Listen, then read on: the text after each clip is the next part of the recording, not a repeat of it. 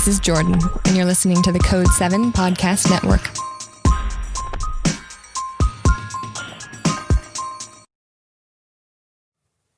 Warning. This episode contains the 3 A's of podcasting: adult content, adult language, and awesomeness. You've been warned.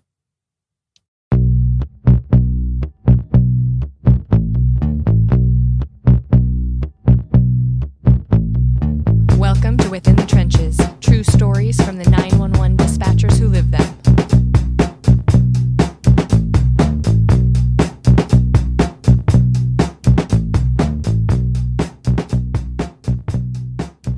Hey, what's going on? This is Ricardo with the Code 7 Podcast Network, and this is going to be episode 338 of Within the Trenches, true stories from the 911 dispatchers who live them. This episode is sponsored by InDigital as well as Rapid Deploy. And as always, thank you so much to the patrons and all those who support the podcast. I wouldn't be able to do what I do without all of your support. So thank you so very much. I'm excited about this episode. My guest today is a good friend, and we haven't done an episode in like 2 years.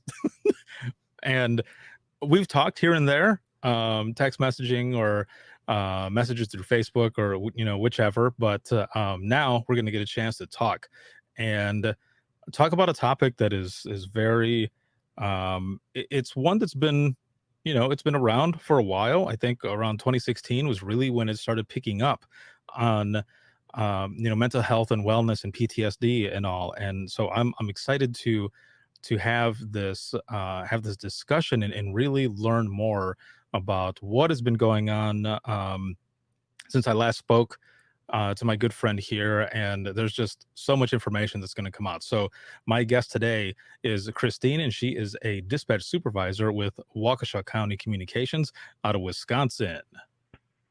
Hey. Hey, Ricardo. How's it going? Good. How are you? I'm doing all right. It's been pretty busy, but I'm good. I'm good. Very happy and excited, and things have just been good. And to have you back. It's been 2 years, man. Been 2 years. Thank you. Yeah, it's been a long time. So in those 2 years, a lot has happened. But starting with just when we were at the Nashville or in Nashville for the NENA conference, the national conference, when we were there. So again, like that was a couple of years ago, your daughter, Chloe, she did a presentation, and those who are watching and listening, if you have not seen this presentation, you need to, and you'll get a chance actually at Dare to Be Great too. Yeah. Which, this is the first time anyone knows anything about any of the other speakers. So awesome. Yeah. So that's pretty cool. The presentation is called Growing Up 911, and at the time it was parenting advice from a 14-year-old. Now, explain that for those who are watching and listening. Yeah, so that presentation actually came about. I had realized that Chloe was old enough to come with me and see a presentation that I was doing. I wanted her to understand, both my kids to understand how I was working and speaking into other people's lives. And so she got to come to a conference with me up in Wisconsin Dells in Wisconsin, one of our local state conferences. And while she was there, I introduced her, and then people started talking with her, and they wanted to know when her session was going to be. And those little questions just sparked a little fire and a flame, and it just turned into this beautiful thing that she actually had a message to provide to the 911 community about growing up 911 and what that's like. I didn't grow up in emergency services, so it was very different for me as a kid. And we just believed that we had a message of hope to share for other families or other people that had parents on staff. And obviously, coming from her perspective and her brother's perspective was just something different that I couldn't speak to. And so that's where that started. Yeah, and it was very interesting as well. I was in there for that one, and she rocked it. There were people who were asking questions, just firing back and forth, and she was just jumping in Yeah. there, and you were answering some of the stuff from your side of it, because she's talking about what it's like for her, basically, Yeah. just like that in the title, growing up 911. Yes. My Yeah. son also was in that same that Yeah. part of it where Yeah. he was dealing with a lot of stuff that I was dealing with when I would Hmm. come home, and they wouldn't understand, Right. what's going on with this or that, or where is dad at. He's not home, he's always working overtime and in dispatch. And even when I was traveling a lot within digital, when I was still with them and doing all these presentations and stuff, my my daughter Lola would say, "Oh, you're always traveling," and then my son Logan would say, "Oh, this is nothing compared to what it was like when he was in dispatch." Yeah. Yes. Yeah. All the overtime and extra work hours getting called in. Right. Yeah. It's tough. It is. It's very tough, and it was awesome to be able to be there and listen to her and watch her present from this other side Yeah. of 911, which is from a child, that Yeah. was growing up with her mom in 911 and all, and Hmm. at 14. So um from there, we ended up doing an episode together, just kind of talking. It was all of us. It was you and I, it was Ryan, and Chloe. We were Yeah. sitting in a lobby area, I think, of the convention center, right? Yeah. Yep. Yep. I remember every person who would walk by, like some of them would come up and be like, "Hey," and they would see us Hey. talking, and I think Ryan might have pointed at a microphone once, and they're like, "Oh." Yes. Oh yeah. I have quite a few pictures of that, like silly faces, like we're on a microphone. Yeah. Oh yeah, yeah. It made for a fun time. Uh, Hmm. but now, you'll be doing or she'll be doing this for Dare to Be Great too, which will be in Hmm. October. She's 16 now. And Yeah. there is actually a lot that has happened in those 2 years. Plus, Hmm. even before that, Hmm. you've got a story that that I want you to share. How did, because I'm sure a lot of the stuff that was in this presentation as well was coming with some of the stuff that you were dealing with at the Hmm. time. Now, if you can, kind of give us a summary, because you ended up leaving dispatch for a little while, Hmm. and it was to take care of yourself. So for good reason. Hmm. But Yeah. what was it that built up to that point?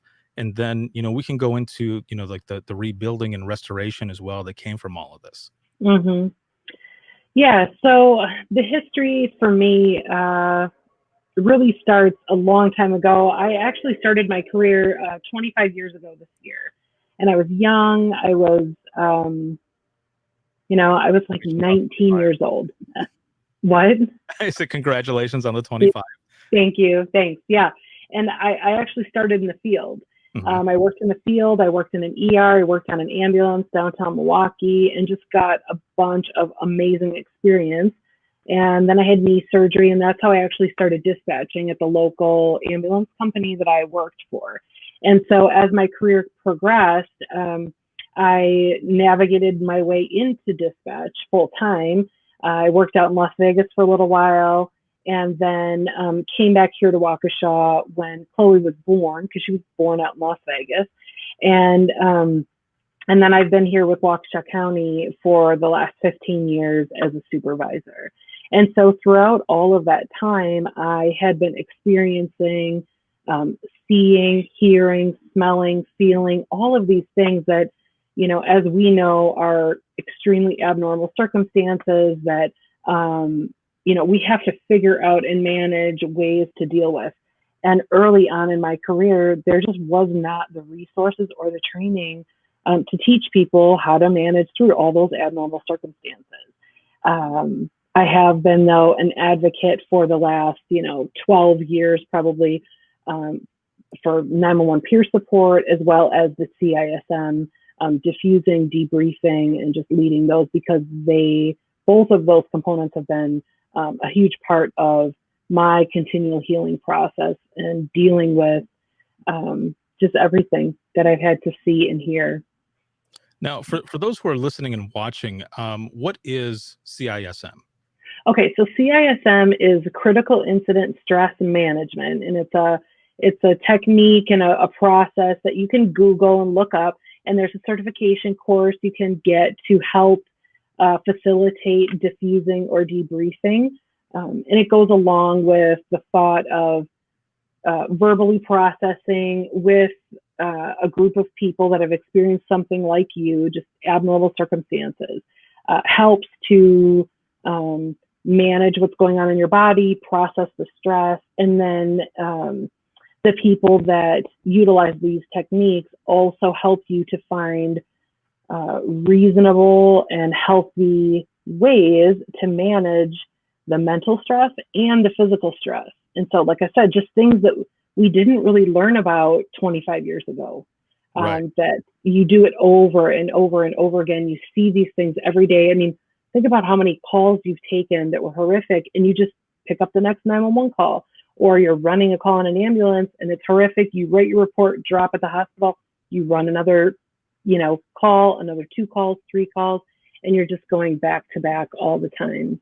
And so I think this program really helps to just slow that down for a second and say, hold on, science is showing, data is showing that diffusing severely decreases your chances of getting PTSD if you continuously use these techniques. So, right. Yep. Now, what was it that happened that, and maybe it wasn't just one thing, it was, a list of things, really, even like signs, key factors that you started thinking, man, something must be up. Like something feels a little off. Like for me, and this can be in any profession, not just this one. Just not eating right. My sleeping was off. There were, different like mood swings or whichever. I never really thought about the fact that, hey, maybe my job might be affecting me a little bit. Right. Because I would take these calls. I loved what I was doing. And I would take the calls, of course, doing what I was supposed to be doing. But there would be little triggers here and there that I would think, wow, where's that coming from?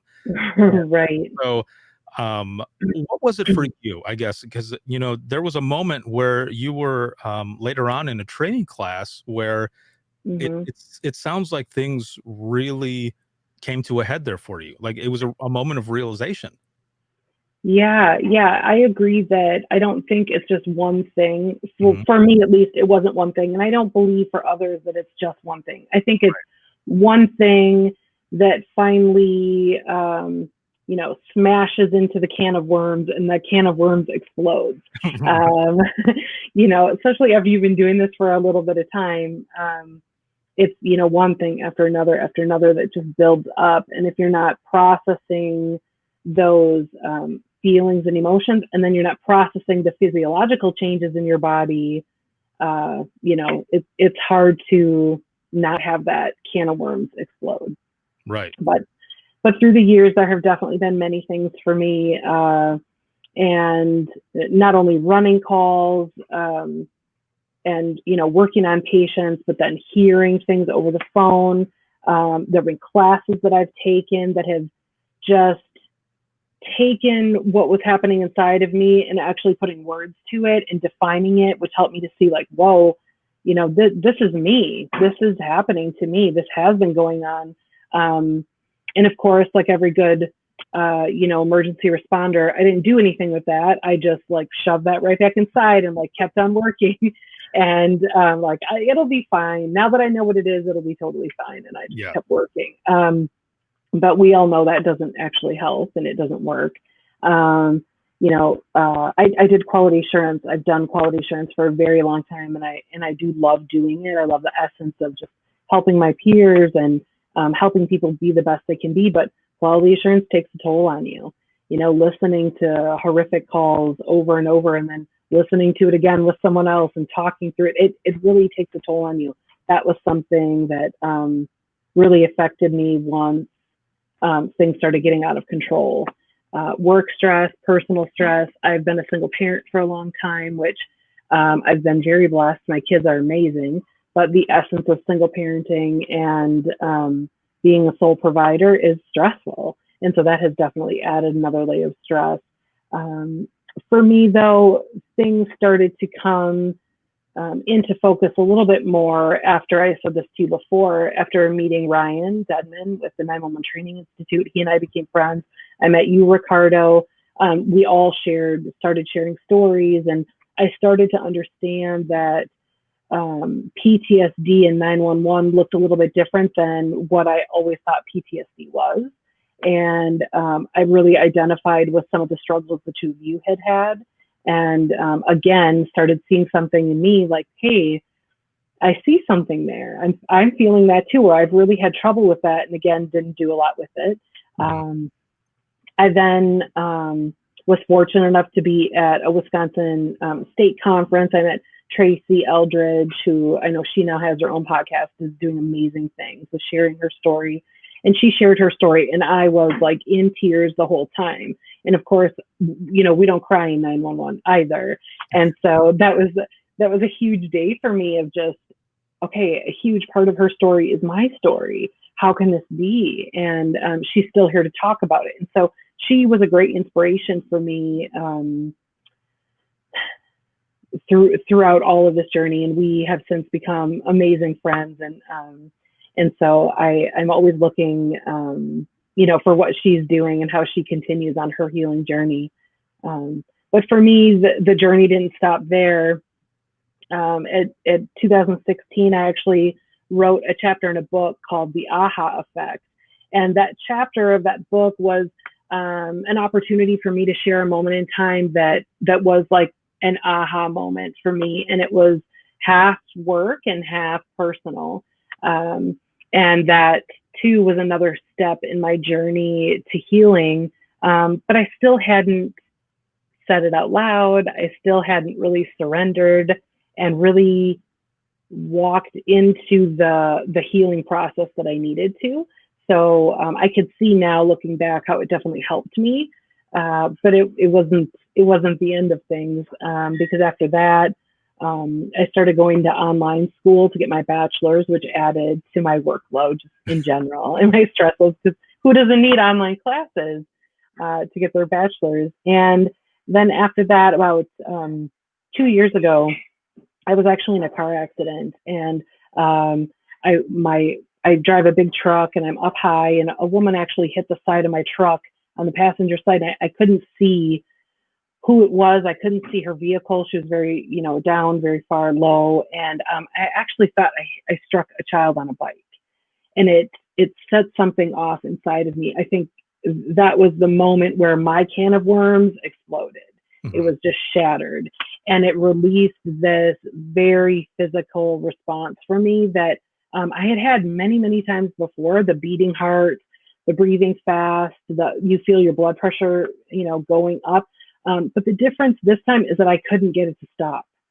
And so I remember even like I couldn't sleep that night. The next day I was like, oh my gosh, my heart is still racing. Like something isn't right, because for all these other years and all these other situations throughout my career, I had been able to bring myself back to normal, right?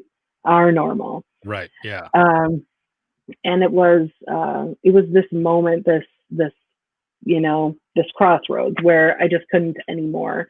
And so I struggled for a little bit, still going to work, and really that's where things really started to affect me. I had my first panic attack ever, anxiety attack. I had never had one.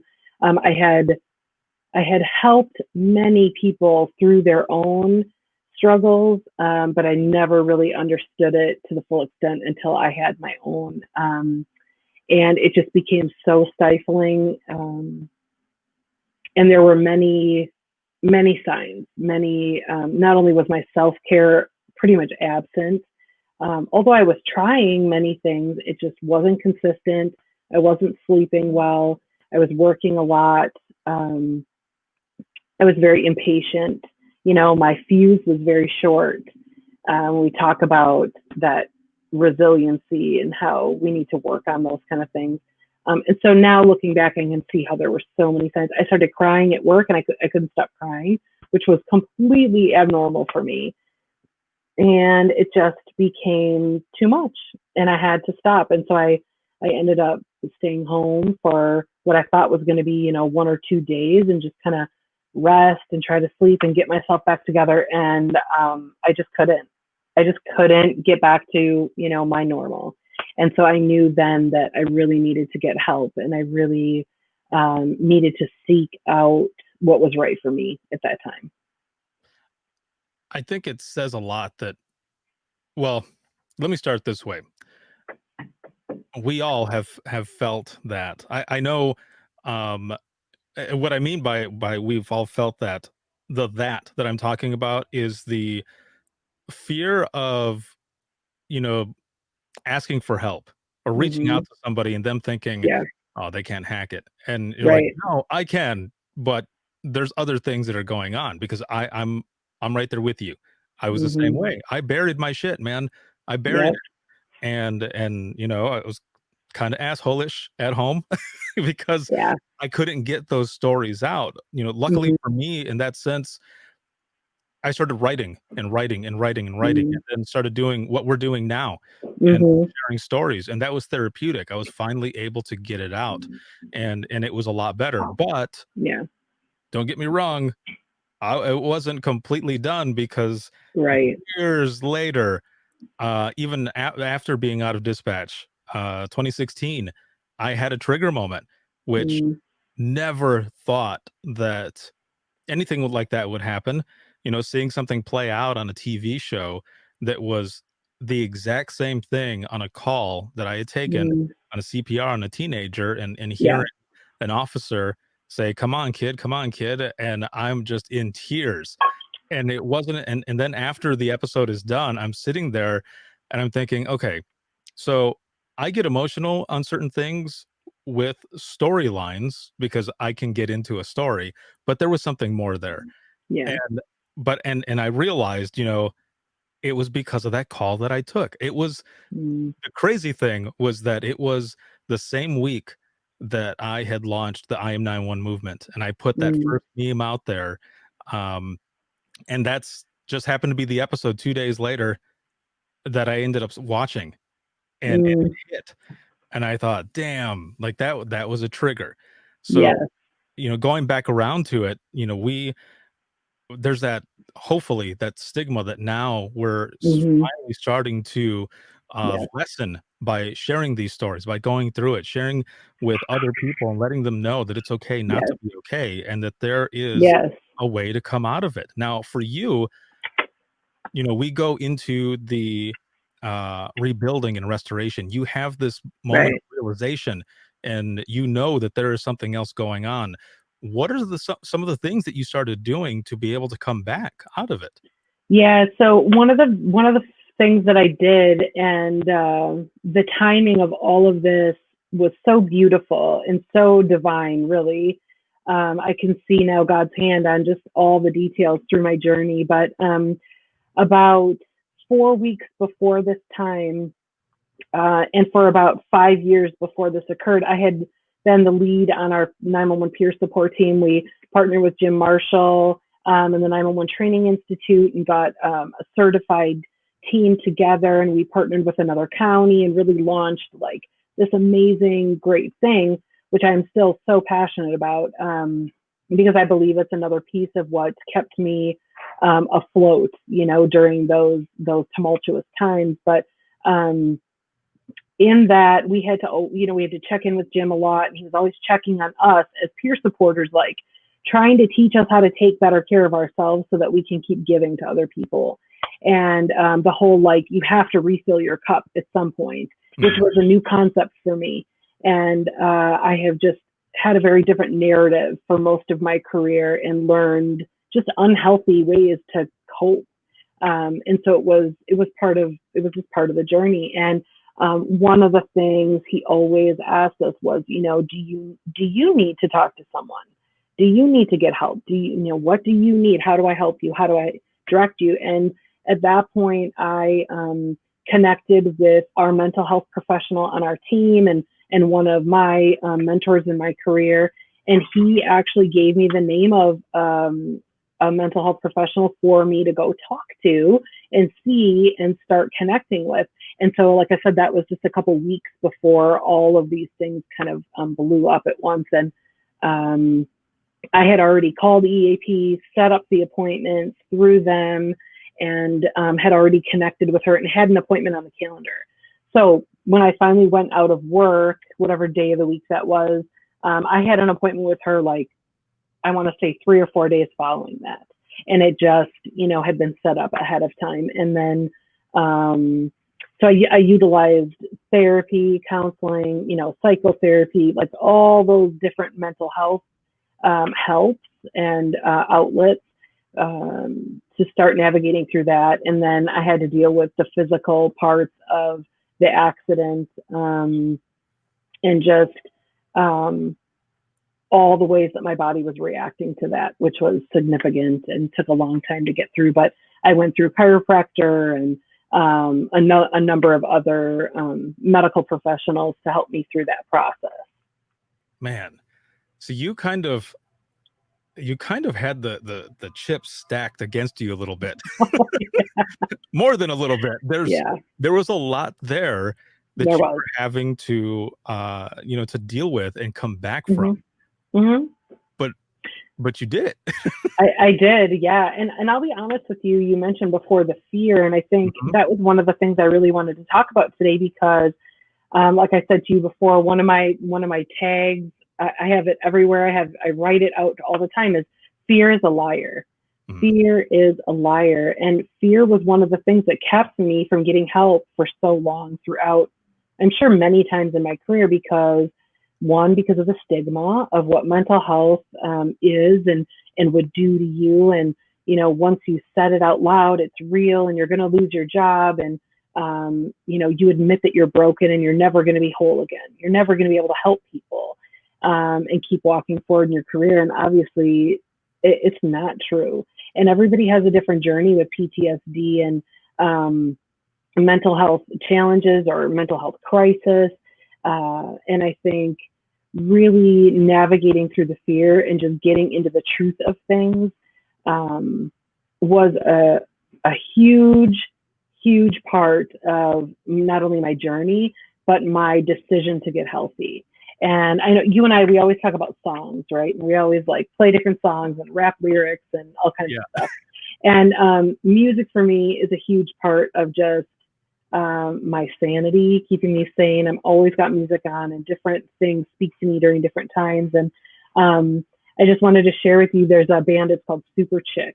Mm-hmm. And I've listened to them for a long time. They're old band. And they have a song called Stand in the Rain. And this song, it talks about, she says, if she cries that first tear, the tears will not stop coming down. And that part of the song just resonated with me so much when I was in that space of if I start crying now, will I ever be able to stop? And so that was part of the hold the waters back, hold the tears back, that fear of I'm never going to be able to stop crying and I'll never get over these things. But, we both know that is a lie. Right. Because you have to dive into the deep end almost to keep getting through that. So, and it all starts with sharing that first time, and continuing to share and share so that you can manage it. And that's what I was also kind of talking about when I had mentioned, we've all felt that before, and that is that fear. You've got that moment where you've taken the call and it has, really got to you, and someone asks, and I'll just, like myself, a suicide call with these two brothers that I've talked about before. I get off the call, and my supervisor, who's actually a childhood friend, who knows, just by luck, we ended up working together for so many years in dispatch, but we went to school together, grew up together. And she goes, "You all right, man?" And I'm like, "Oh yeah, I'm fine. Yeah, I'm good. She's like, "Are you sure?" And I'm like, "Yeah, I'm good." But nope. Even just talking about it right now, I kind of flash back to that moment where I think, you dumbass. Yep. Why didn't you just speak up? But what helped me during that time as well, when I left, was calling my brother, just hearing his voice. That it helped me through it. And that call is always going to stick with me. I'm always going to have that feeling of, man, what a crazy call, but Mm-hmm. also able to use it in the way to say that by sharing it, over and over, it has helped. So Yes. if you're watching this, you're listening to this, and you've had that fear, like we've all had at one time or Mm-hmm. another, of asking for help, man, you're actually more courageous. You have more courage in asking for help, because that is a big thing, to go Yes. ahead and ask for that help. Yes. Yes. And I have written down here something that I had journaled through the time too. So I used to journal as a teenager and early on in my life, and then I got away from it for a really long time in the beginning of my career, and I went back to it like you, and have journaled for the last couple of years, and it has been amazing. And it was amazing today, honestly, to look back on my journals and see how far I've come, and just like it sparked a new flame in me, even in my fear of even talking about it today, because it's really the first time that I've really talked about it. Mhm. But it says here, I'm on I have the delicate balance between collapse and strength. And that was something that I just held on to all the time, because I felt strong and weak all at the same time, throughout my journey. And something else that was really important that I wanted to share was that I realized through processing information, it says here, the habits I created to survive will no longer serve me, because now it's time to thrive.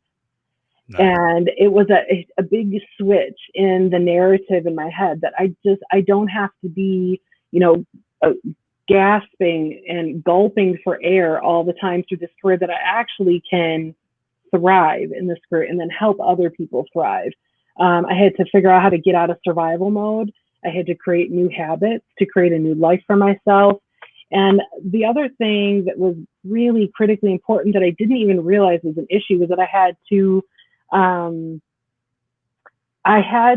admit that I was worth fighting for.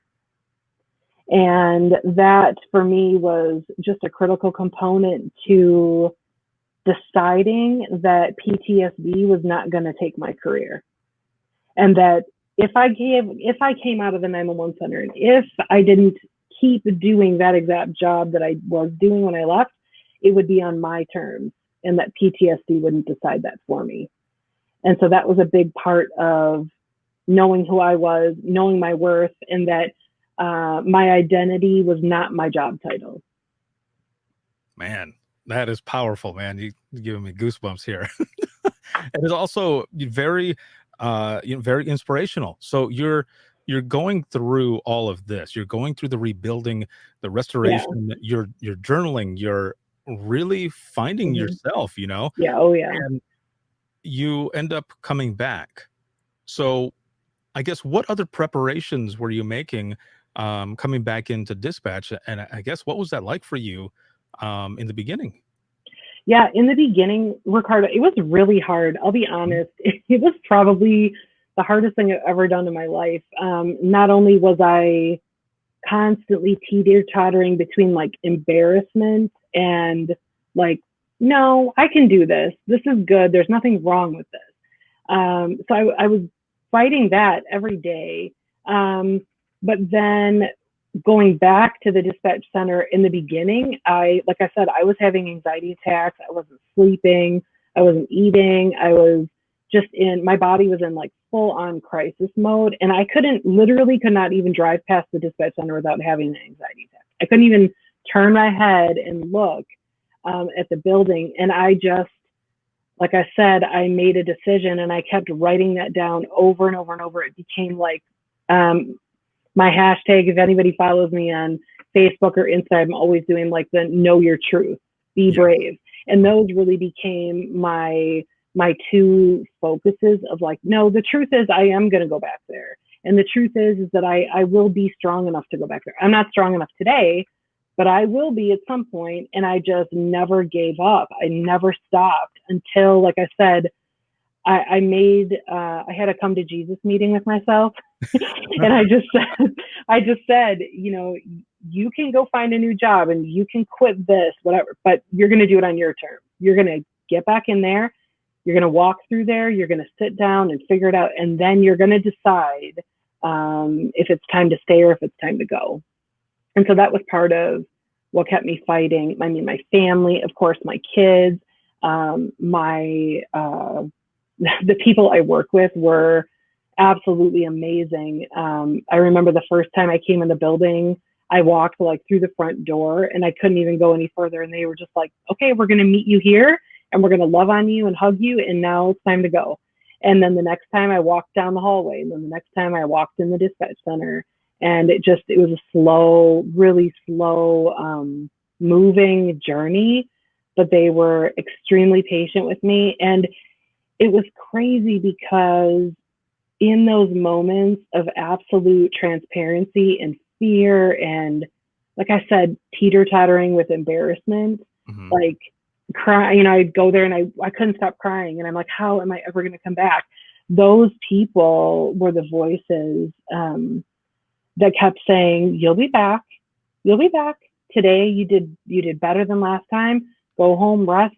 Let's come back in 2 more days. Those were the voices that believed in me when I couldn't believe in myself. And it made a huge difference to have that support and to have those people around me. Yeah. Kudos to your team and yeah. all Oh yeah. for doing that, because as fortunate as you and myself, there are probably some centers out there that they don't do something like that. And I'm sure it's changing a lot now, because with sharing stories the way we're sharing, you sharing your story like this, people are learning and they're understanding and they're actually looking out at their people and saying, what can I do for you? How can I help you? When you had come back, when you started coming back, from now until then, like how long has it been now? Oh gosh, it's been, at least 18 months, at least minimum. It has been challenging. And, I was on FMLA for a long time, and my company was, like I said, amazingly supportive of, changing my schedule, and I didn't have to work as many hours and just continuing to rebuild, because physically the toll that it has taken on my body and my brain has been extensive. And the doctors that I've been dealing with keep saying the same thing. They're like, you're on the right journey. It's happening. But, I want it to happen now. I want healing to be done now. Like 911 call, deal with it, check, it's over. But they're very happy with the progress I've made. And I'm like, oh my gosh, eye rolling. Like, could this take any longer? Hello. So it has taken much longer than I thought it was going to take. But like I said, today, having this opportunity to look back in my journals and see where I started and where I am now, it's night and day difference. And so it was a good time for me. And I just want to tell everybody, Ricardo and I talked about this before the podcast, but I'll be really honest with you guys. I did not want to do this podcast today. This is really, really hard for me because I have not really shared a lot of details about my journey. But I think part of what helped me today was knowing that throughout the last 18 months or 2 years, every time that someone has asked me, I'm willing to share. And all of those people, just constantly people texting me, messaging me, sending me cards or letters, like whatever, all these communication pieces keep coming in of people, 911 dispatchers that are like, I can totally relate to that. And I've never had anyone to talk to about it. And like you fighting to get your job back, or you fighting to get yourself back, is inspiring me.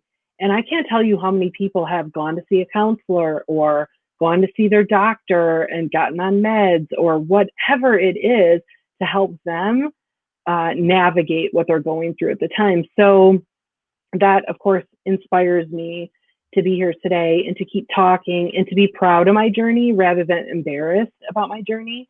And it's really the message, that I want to end with today when we do finish up, is the message of hope, and that regardless of what you're going through or have gone through, regardless of how your body is reacting to that, or maybe how your mind is or isn't working the way you want it to, that there is hope, and that there are techniques and tools and all kinds of amazing people that that know how to help you navigate this.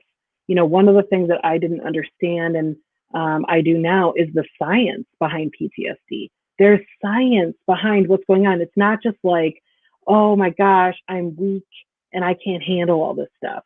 No, the data to support, EMDR and, maybe a season of being on meds to help you just rebalance and get to a point where you can really keep working on yourself it's amazing, and it's astounding. It's why I'm back in school right now. I'm getting my degree and certifications to be a trauma and crisis counselor. And my retirement career for sure is going to be crisis counseling for emergency responders.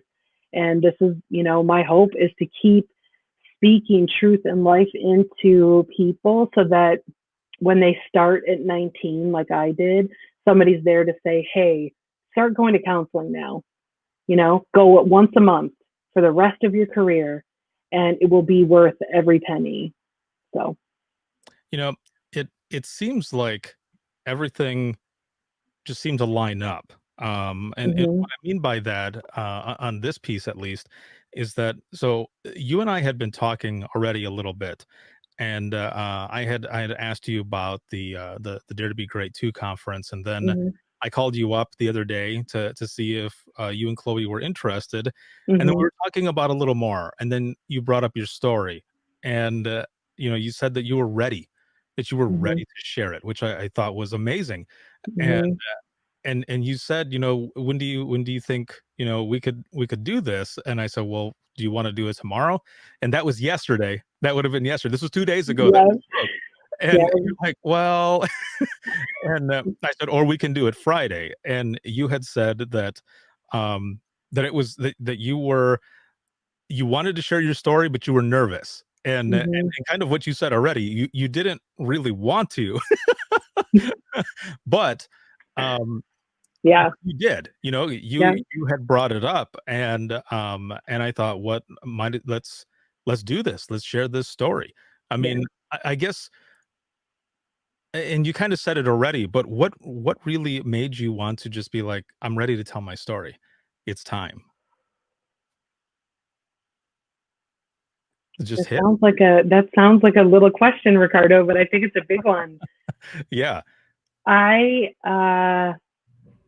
have been on this journey for a long time, and as I continue to find tools and techniques, tips and tricks to use, and I continuously, like I said, have people reaching out, which I'm so thankful for. I'm so thankful that people are strong enough to reach out and just say, hey, I just need to talk, or I really need help. I'm so grateful and thankful for the people that have helped me so that I can pass that on. I'm thankful for the teaching and the education that I'm getting and to really understand. And I'm learning a new way to navigate. And I just, like I said, I feel like I have a message of hope, that it was a message that I hadn't really heard before. Until I met you and Ryan and Tracy and Jim Marshall and some of those other folks in 911, that all of a sudden we're talking about things that I had just never heard people talk about before. So, I think for me, my faith plays a huge role in not only my life in general, but my journey of healing. And I do believe that God is really just kind of prompting me and saying, hey, it's okay to be broken. It's okay to be transparent. It's okay to not have all the answers and not be perfect. But this message of hope comes from that, because everybody's there. Everybody's there on some level. And who are we to pretend to be perfect? Because pretending to be perfect didn't get me anywhere throughout my career. It certainly didn't help you, right? Like we're always trying to look good and do everything perfect and control all these situations that at the end of the day, we don't have any control over. Right. So. We like to think so, but Yeah. Yeah. um, Yeah. so what are some of the things that have worked for you, and what are you still doing? We talk about self-care and all. What Yeah. are a lot of the things that you continue to do? Yeah. So I would say definitely that counseling, psychotherapy, counseling, the mental health component of all of this was huge, absolutely huge. And it wasn't just about like going and unloading on someone, but it was about learning different tools to use and techniques to use when I was having an emotional reaction to something, but I never would say that before this process. I would never have said that in my whole life.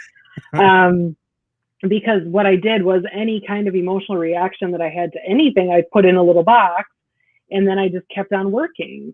And I think a lot of people in 911 can relate to that because, and I learned this, that the goodness in that is that it helps you to be really good at your job. But the challenge in that is that it's really, really bad for you when you don't ever learn to process emotions. And so that was something that I had to do. And I used to always like make fun of my therapist and we would laugh about it. And I'm like, don't teach me how to be like touchy feely, ooey gooey, that's going to crush me and I'm not gonna be able to do my job.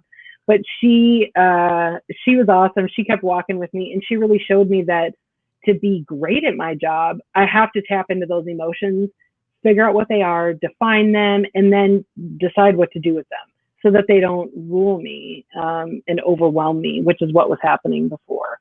So that has been a big change. I still giggle because I'm just not that way, even though I have a great love for people and an ability to connect with people.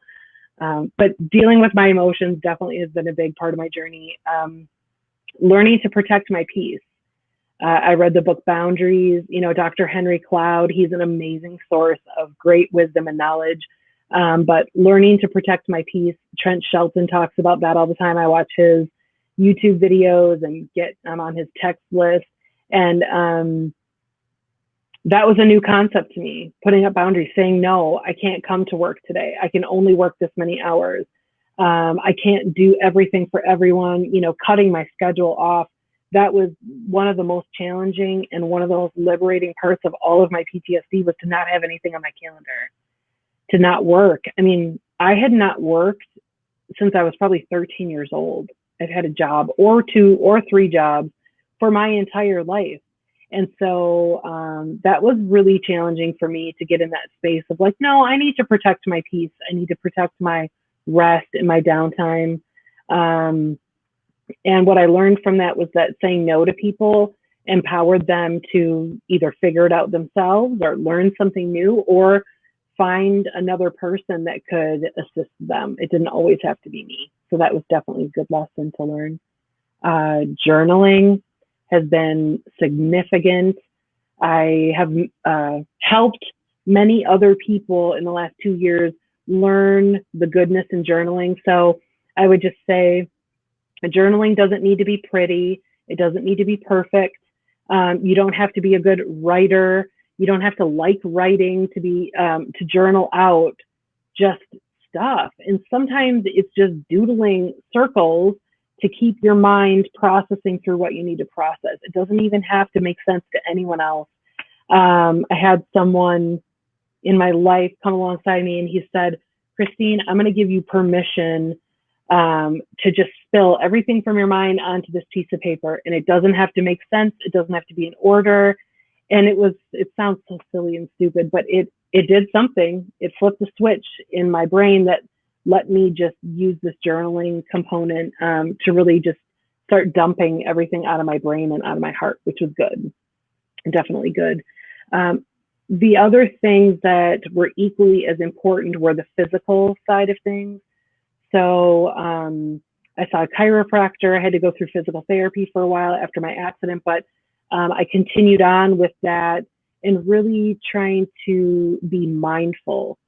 And so that was meditation, yoga, and it was a lot of moving my body and being mindful about what I was doing, which I had not done. I was running on autopilot all the time. and completely neglecting my body. And so it has really just kind of ravished me. And so that part of my journey, I'm definitely still on, just learning how to take care of the physical me and get myself back to the point where I can go snowboarding with my kids. That's my goal this year. So there you go. yeah. You know, that one thing right there that you just mentioned, that was something that I too dealt with. And I think a lot of people who are listening and watching don't think about that part where you actually listen to your body. Mm-hmm. When you give your I posted a quote the other night, and the quote, and there was a website in the bottom, is too small for me to actually see it, but it said let yourself rest.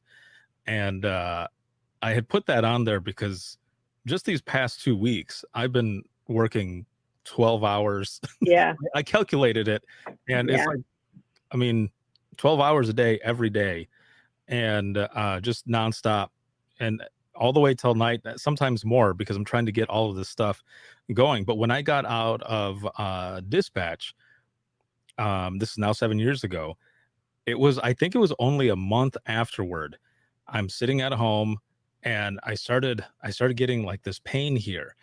And I thought, "Oh, what the hell is going on?" And the pain would go up my neck and into like my temple. Sometimes I could feel it in my eyeball, and it was horrible. Like these migraines were starting to happen. And I went to the chiropractor myself, and I started really paying attention to what was going on. Well, what I pretty much realized is when I was in dispatch, I was on the go all the time, all the time, all the time. Get out from my midnight shift and then sleep for like 3.5, 4 hours. That was my peak time of sleep that I would get after every midnight shift. Yeah. Anything after that, I would feel like crap. I don't know why, but I would feel like crap. But when I finally got that chance to kind of chill, so to speak, it was like my body was like, okay, we're breaking down now, because I was finally slowed down enough that everything caught up to me. And holy hell, I did the same thing. I got into yoga. I started doing a bunch of other things, but it was when I finally was able to kind of chill a moment and really let my body catch up to me, that I realized I'm kind of messed up right now. Yeah. Yeah. And sometimes you have to go through that breaking down period, right? You have to, I called it the unraveling of myself, had to occur. And then I went through a stage I called the ashes, where I was just completely broken and vulnerable. And I was a mess. I was a hot mess. And then the next stage came, that was the rebuilding. And then, now you're seeing the rising of a whole new Christine, with a whole different message and a hope and a future, and right, this whole new energy, whole new vibe. That is awesome. I think it was meant to be that you and I ended up talking, because you out of nowhere said that you were ready to share your story, and I was like, what story? Because I didn't know, and for those who are watching and listening, I didn't know any of this was going on. We had talked a little bit, there were some little bits and pieces that I can remember from a couple of the episodes that we did, but it wasn't any further than that. It was like, well, are you doing good? You're doing good. Like, oh yeah, I'm good. I'm working on it. Of course. Yeah, I'm fine. Right. Yeah. I'm totally fine. Think about it now. Yeah. And now, all this time later, but it seems like it was meant to be. You're sharing your story, your journey. You are on, like the Phoenix, man, rising from the ashes. I'm the bando rising from the ashes. There you go. Yeah. And as you said, not just surviving, but thriving. Yeah. And that is the best part. Now, as we go into the wrap up of this episode, which has been an amazing episode, thank you so much for coming on. Thank you for having me. To share your story. For those who are listening and watching, what advice do you have for those who are struggling with fear? That fear. My advice to you, if you are struggling with fear, if you are noticing little things about yourself that are different, if you have this thing that you just don't want to share with anyone because you're afraid of what they might say, or I just might not ever be myself again. What I want to say to you, and I want you to say this out loud to yourself, is that fear is a liar. And fear lied to me for a really long time. And I am here, I am witness to tell you that it doesn't have to take you down. It might change your course. It might open new doors for you, and it might bring you right back to where you are now, doing the job that you really, really love. But fear is a liar.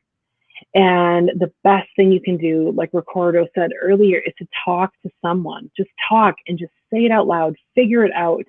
And I've seen people take that advice from me, go call EAP, meet with a counselor, and meet 5, 6, 7, 8, 10 times, and have complete resolution of all of these things that were burdening them for years and years.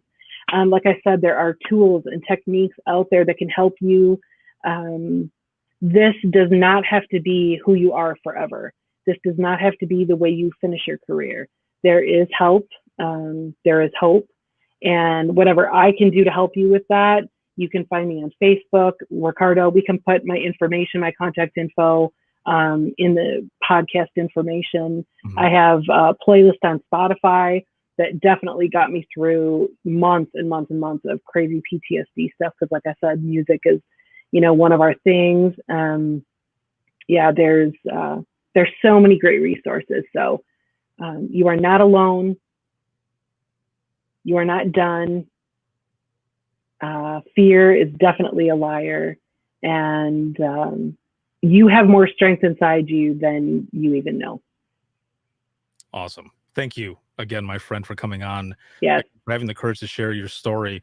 And I'm excited to have the both of you on Dare to Be Great too.